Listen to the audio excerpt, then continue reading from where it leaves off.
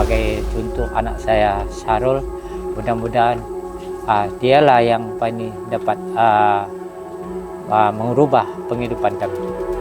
Kami masa itu masih di bangku sekolah, saya pun masih di sekolah rendah, yang paling tua pun masih SPM. Jadi memang ibu lah yang betul-betul bertungkus lumus buat apa saja kerja kampung untuk kasih menjana pendapat kami. Sebentar ya, dulu saya nak teruskan di university, so saya berusaha.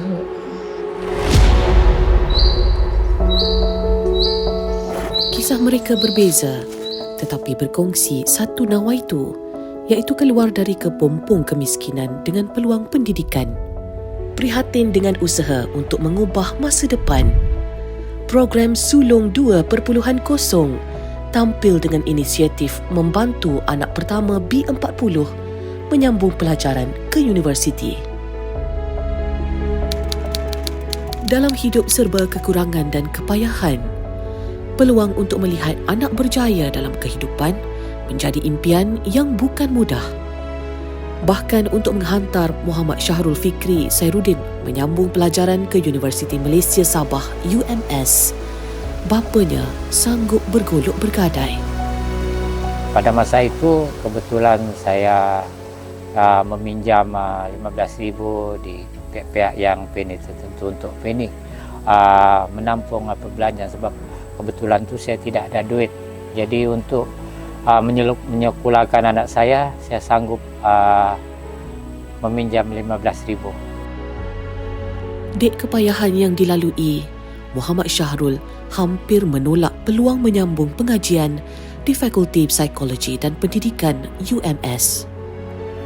Bagi saya, ini adalah satu macam peluang kepada untuk masyarakat, terutama golongan kami lah, untuk teruskan melanjutkan pengajian ke peringkat yang lebih tinggi. Sebab kita tahu macam banyak juga bantuan daripada kerajaan. Sebab salah satu dia punya cabaran yang halangan untuk orang selalu tidak menyambung pelajaran tu, dia kata dia daripada golongan yang macam seperti kami lah, B40. Jadi saya rasa itu bukan alasan lah untuk kita tidak sambung sebenarnya, sebab kita banyak inisiatif dari kerajaan yang boleh bantu kita.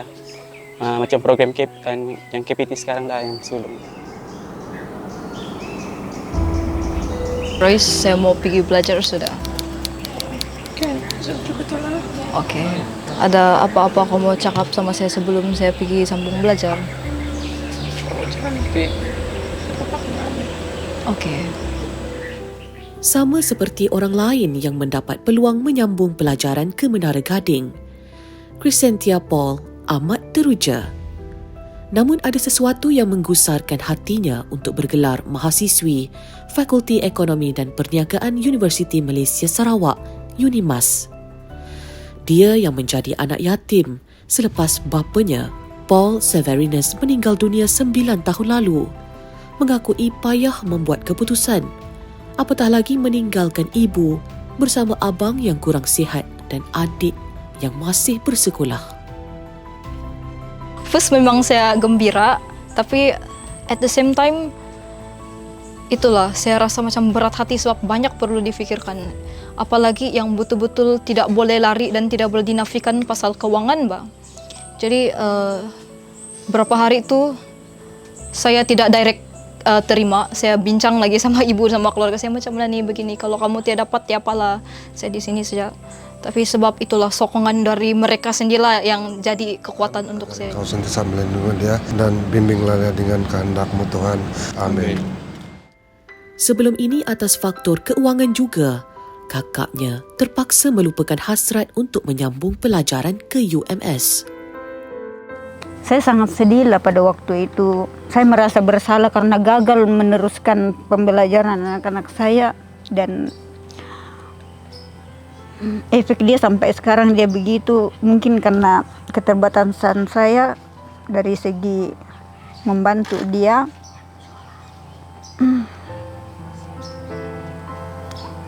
Tapi saya bersyukurlah karena Crescentia dapat tawaran itu ke UNIMAS. Selepas ditawarkan menjadi penerima program Sulong 2.0, ia membuka peluang untuk dia memulakan fasa baharu kehidupan. Dan harapan saya pada pelajar terpilih, gunakanlah kesempatan ini untuk mencemerlangkan diri, ya, supaya jangan besok nanti kita ada lagi hindrance, maksudnya ada lagi halangan-halangan yang menyebabkan kita tidak dapat menumpukan pengajian kita semasa berada di IPTA, ya. Fokus pada pelajaran dan mudah-mudahan dengan manfaat ini kita akan menjadikan dia seorang yang cemerlang. Tatkala segala persiapan untuk ke Menara Gading disiapkan bersama-sama keluarga, di satu sudut hanya linangan air mata yang menemani So Pao Hui.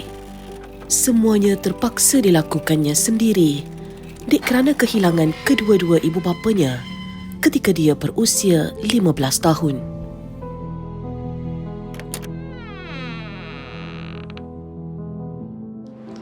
Sebenarnya ini kehidupan memang banyak halangan lah. So kena tabah sebab ini masa depan pun sendiri punya. So perlu berusaha jadi seorang yang sendiri hendak jadi macam tu. Bagi gadis dari Batu Pahat ini, dia harus cekal kerana segala benda terletak di bahunya. Bahkan persiapannya untuk ke Universiti Sains Malaysia USM tidak seperti mereka yang lain. Barang-barang semua preparation semua dah siap. Sudah. Siapa tolong? Tak, saya beli sendiri. Bila you start beli? Waktu saya dapat itu U lah. Saya Pak you dah dapat itu universiti, so saya mula beli. dia beli sikit-sikit.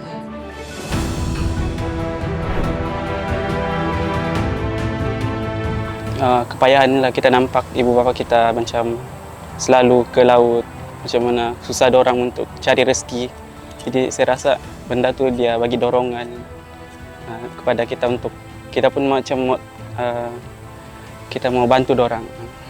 Saya berharap yang bantuan program Anak Sulong ini dapat menyokong saya dan sokongan di mana sokongan ini yang di luar batas keluarga saya, tapi melalui bantuan ini saya boleh catch something yang saya pun rasa saya tidak boleh capai. Program ini sudah membuka pintu peluang untuk saya, tinggal saya lagi untuk berusaha untuk membanggakan keluarga saya.